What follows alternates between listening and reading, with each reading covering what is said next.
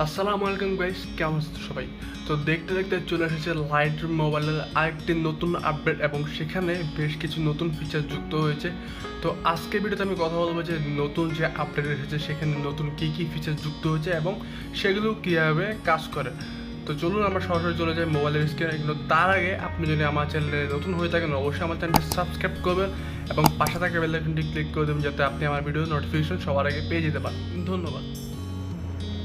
তো গাইজ, মোবাইলের স্ক্রিনে আসার পর আপনারা প্রথমে যেটা লক্ষ্য করতে পারতেছেন সেটা হলো যে লাইটরুমে কিন্তু লোগোটা পরিবর্তন হয়েছে। আগে কিন্তু লোগোটা অন্যরকম ছিল, এখন সেটা সার্কেলের মতো, আগে কিন্তু স্কোয়ার শেপ হয়েছিল এবং এখন সেটা আপডেটের পর সার্কেলের মধ্যে এসেছে।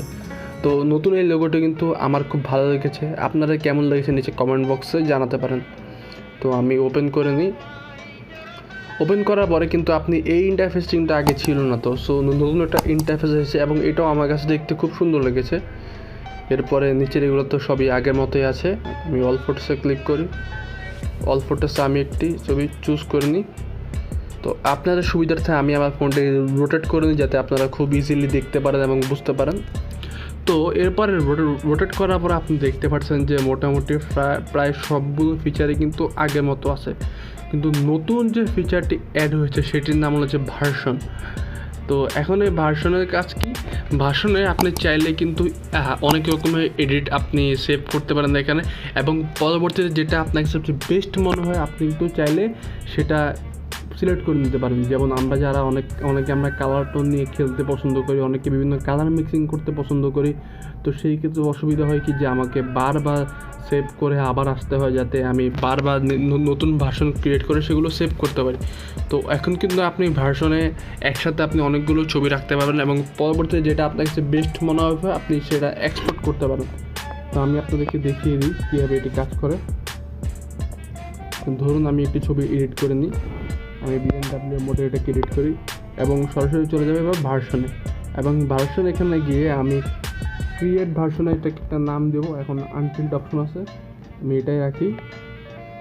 তো দেখতেই পাচ্ছেন যে এখানে ভার্সনে কিন্তু আরেকটা অপশন অ্যাড হয়ে গেছে আনটিল্ড, এবং আমি যদি এখানে অরিজিনাল ক্লিক করি আপনি কিন্তু খুব ইজিলি আবার অরিজিনালিতে আসতে পারছেন। এবং অরিজিনালতে আসার জন্য আপনাকে কী করতে হবে, আপনি জাস্ট আরেকটি পিসে চুজ করবেন, মানে আপনি যে ভার্সনটি রেখেছেন সেটি চুজ করবেন এবং অ্যাপ্লাইতে ক্লিক করে দেবেন।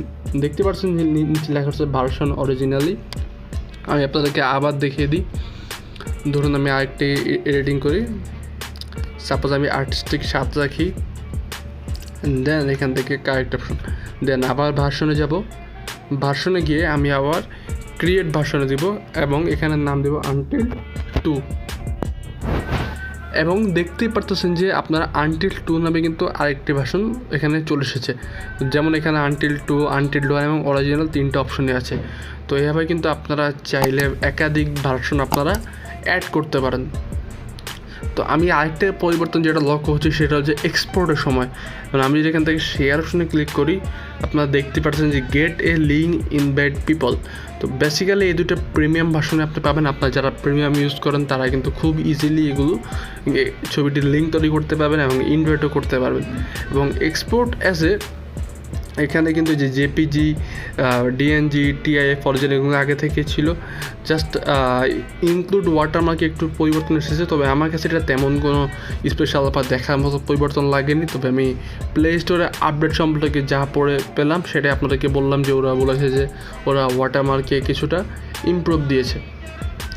তো জাস্ট আমি এখান থেকে সেভ টু ডিভাইস করে নিই। পারফেক্ট।